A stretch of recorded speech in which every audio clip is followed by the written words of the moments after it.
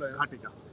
नहीं, आज जो फैसला आया हम उससे मुतमईन नहीं हैं और हमारा मानना यह है कि ये कॉन्स्टिट्यूशनल मेजॉरिटी जो लोग कह रहे हैं, अब कॉन्स्टिट्यूशनल मोरालिटी की आज जीत हुई है और मेजॉरिटी मोरालिटी की कामयाबी हुई है।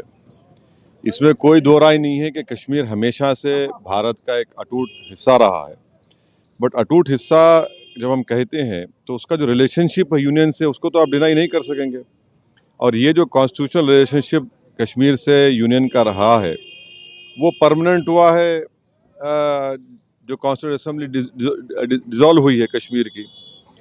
और दूसरी बात ये है कि किसी एक सेमिनार में चीफ जस्टिस ऑफ इंडिया ने कहा है, मैं अंग्रेजी में पढ़ देता हूँ, कि public deliberation will always be a threat to those who achieve power in his absence. अब क्वेश्चन ये है कि जब आप एब्रोगेट कर रहे हैं स्पेशल स्टेटस, पूरे स्टेट को कर्फ्यू में लगाकर 356 लगा दिया आपने, इलेक्टेड असेंबली नहीं है, तो फिर कश्मीर में डेलिब्रेट किसने किया बताइए हमको, किसने क्या डेलिब्रेट किया?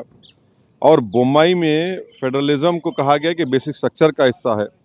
फेडरलिज्म के माने ये है कि स्टेट की एक आवाज़ है, उसका एरिया ऑफ कॉम्पिटेंस है, उसको कंप्लीट फ्रीडम ऑपरेट करने का। अब पार्लियामेंट कैसा बोलेगा असेंबली के लिए? और पार्लियामेंट, हाँ, और कैसे पार्लियामेंट एक रेजोल्यूशन पास करेगा जो असेंबली को पास करना था?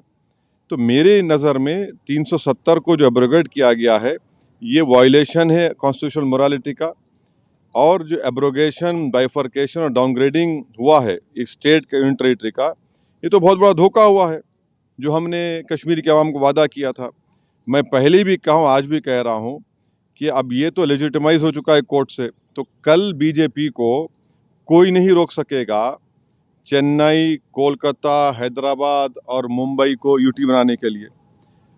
और इसका सबसे बड़ा नुकसान जो होगा, आप देख लेना, फ्यूचर में डोगरास को होगा और लद्दाख के बुद्धिस्ट को होगा। वहाँ पर डेमोग्राफिक चेंज होगा। अभी से आप देख रहे हैं कि जम्मू में जितने राइस मिलें थी वो डोगरा के लोग हाथ से निकल गई।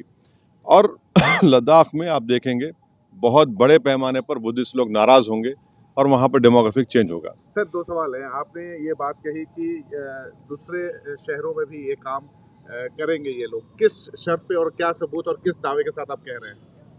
देखिए, आज आपने एक स्टेट को 3 यूटी बना दिए, वहाँ की असेंबली भी नहीं है, वहाँ 356 है, पार्लियामेंट उनके लिए बोल रहा है, असेंबली नहीं बोल रही है। आपने यूटी बना दिया उन लोगों को 3 को। अब आज का जो ऑर्डर आया है, सुप्रीम कोर्ट ने, सीजीआई और सुप्रीम कोर्ट ने कहा है कि एट द अर्लीस्ट आप रेस्टोर करिए। अर्लीस्ट का मतलब क्या है? जैसा कि सुप्रीम कोर्ट ने कहा कि 30 सितंबर की तारीख दी कि चुनाव करा दीजिए, अब अर्लीस्ट का मतलब क्या है? और लद्दाख के यूटी को उन्होंने अपहेल्ड किया है। अब वो लद्दाख में क्या पावर्स है बताइए? पहले तो भी काउंसिल में कुछ पावर से, अब तो एलजी डिसाइड करता है बजट उनका। तो ये आप कल किसी को भी करेंगे, आपको जरूरत ही नहीं है 356 लगाने की। आप कहेंगे कि भाई चलो ये लॉ एंड ऑर्डर मसला है और इन चारों को यूटी बना दो, तो खतरा है, वो उस खतरे से कोई इनकार नहीं कर सकता। जल्द चुनाव होना चाहिए, डेमोक्रेटिक वहाँ पे स्थापित होना चाहिए। तो चुनाव तो सुप्रीम कोर्ट ने कह दिया है। हमारे लिए आज का जजमेंट डिसअपॉइंटमेंट है। सुप्रीम कोर्ट सुप्रीम जरूर है, मगर आप स्टेट होल्ड को एट द अर्लीस्ट रेस्टोर को। अर्लीस्ट का मतलब क्या है? यानी आप यूटी कर दो और फिर आप बोल दो हाँ अर्लीस्ट कर दो। अब अर्लीस्ट कब होगा भाई? आप कब हुआ था? 2019, आज कितने साल हो गए? अब तक आपने रेस्टोर नहीं किया। अब चुनाव होंगे, चुनाव के बाद देखा जाएगा। सबसे बड़ा नुकसान तो जम्मू के डोगरा के लोगों को और लद्दाख के बुद्धिस्ट को होने वाला आगे जाकर। चुनाव लड़ेंगे अगर ऐसा होता है? डॉक्टर कर्ण ने कहा है कि अब हम अपनी राय दे चुके हैं।